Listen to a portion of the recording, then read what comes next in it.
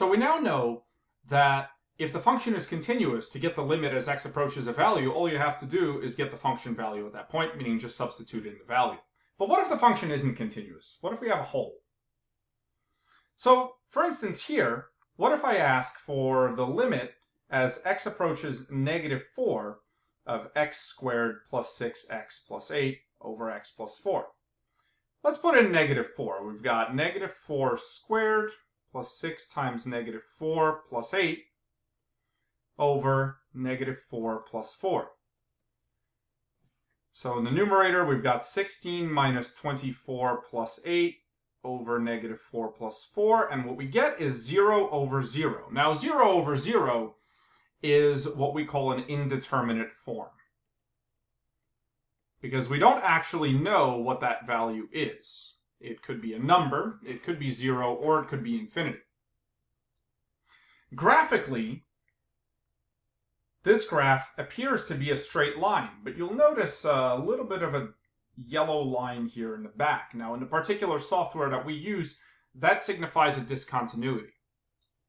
So even though the line appears to pass through here, we would actually have a hole here. So what do we do? Well, let's consider this graphically first. We could see that we are still approaching -2.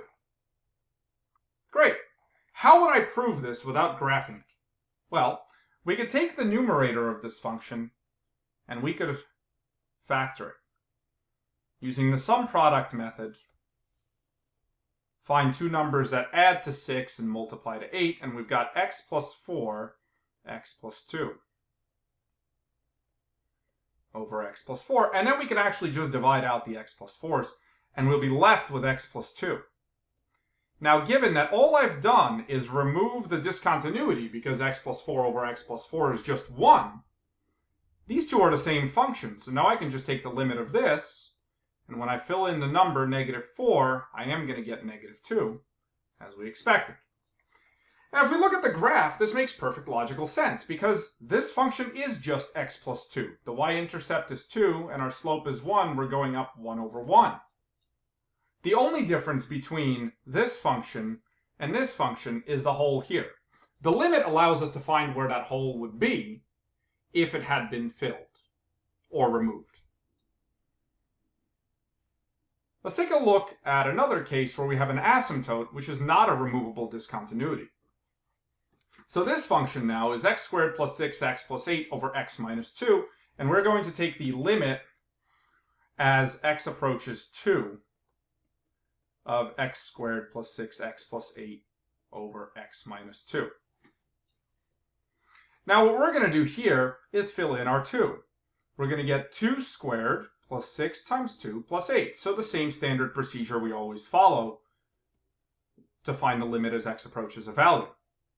So we're going to get 4 plus 12 plus 8 over 0. And you may notice the problem right away. We've got 16 plus 8, which is 24 over 0. Can't divide by 0. This is undefined. Not indeterminate, but undefined. When the limit is undefined, yields an undefined, this is going to be positive or negative infinity. For now, we're just going to use the graph to determine which it is.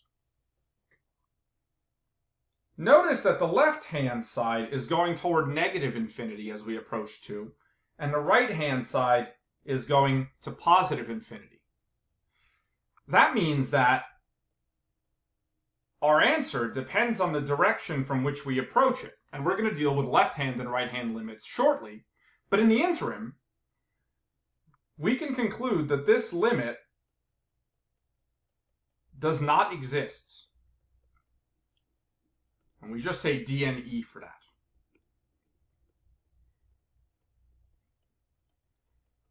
Because the limit as x approaches 2 of this function depends on the direction from which you approach it.